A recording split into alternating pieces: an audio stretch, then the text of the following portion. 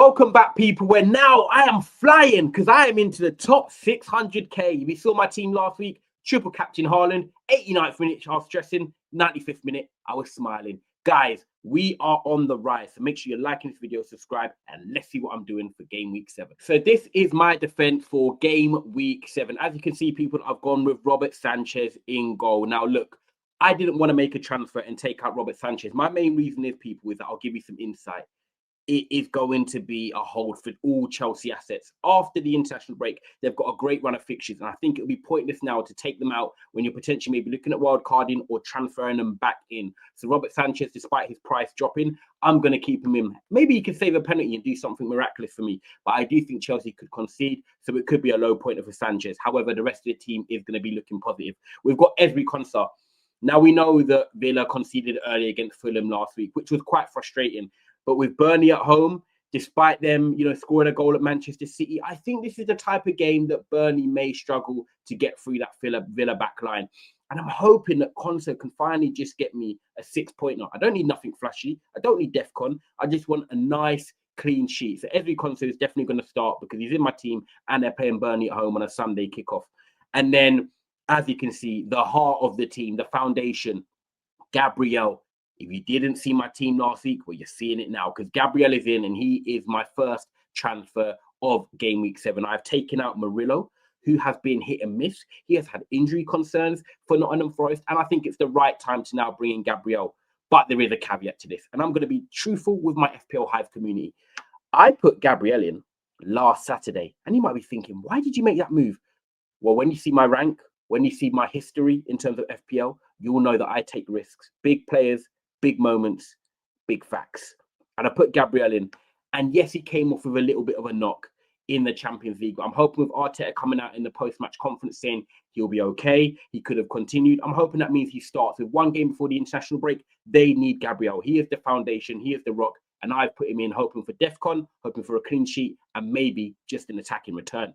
And then I've got Van der Ven as well. Van der Ven, obviously with Spurs at the moment, they started off a bit more solid defensively. At the moment, they are starting to concede 1 or 2 goals a game. However, I do feel like Leeds is going to be an open game. There are going to be opportunities, especially for both teams going forward. But I'm hoping that Van der Ven can, with Sanchez, produce something. I do expect Spurs and Chelsea to concede. But at the moment, when I look at my team, with obviously Esteve away at Villa, Nico Williams away at Newcastle, I think that Van der Ven and Sanchez are obviously the best starts as well. So that is my defense. And then we go straight in to the midfield. This is where it gets exciting for you guys that are watching. Make sure you like, make sure you subscribe. I've got Mohamed Kudus in, who's definitely going to be starting. We were very unlucky. Any Kudus owners, by the way, you're allowed to be frustrated. He should have scored last week. Was it a good save or was it a bad miss? I'm going to go with a bad miss. Kudus, you need to make up for it this weekend. You've got Leeds away. Like I said, they play a very expansive brand of football. They want to be very attacking. It's a 12:30 kickoff.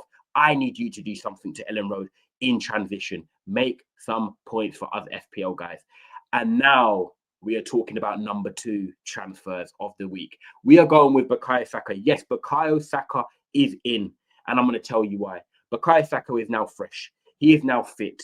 He is now ready to explode and help Arsenal get back into that title charge against Liverpool. Because when you look at him in midweek, I was saying, right, would he start in the Champions League? He didn't.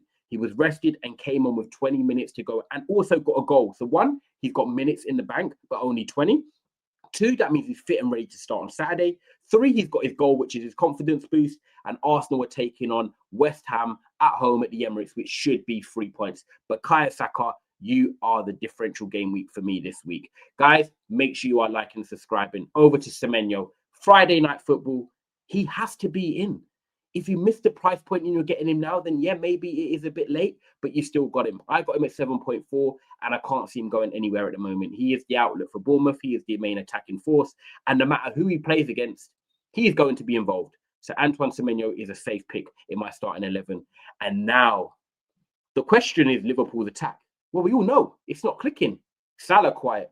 Ekitike going a bit off the boil maybe. Alexander Isak still warming up. Florian Wirtz, 150 million gone where?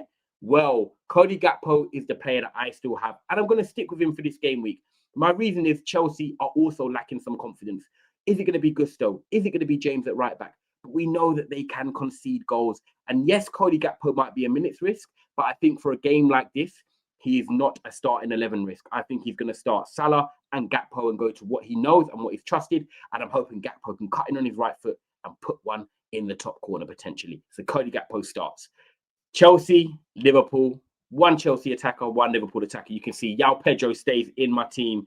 Despite him having a few injury concerns at the moment, people, he is going to stay in my team. I'm going to hope that he can potentially get an attacking return. We all know that Cole Palmer is not there for Chelsea as things stand, which does leave them a bit light, a bit short. Enzo may be coming into the number 10 role, lacking a bit more creativity and lacking a bit more sharpness.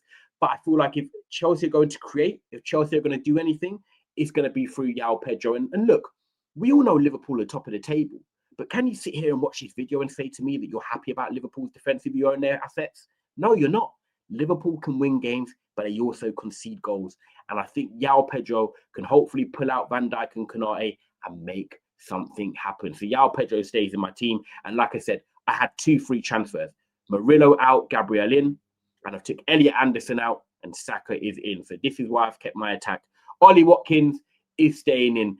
I had a differential in Ollie Watkins last week and I loved it. He got his goal and he should have had an assist. I was robbed. That's what I told the FPL community. We should have had an assist for Ollie Watkins, but we didn't.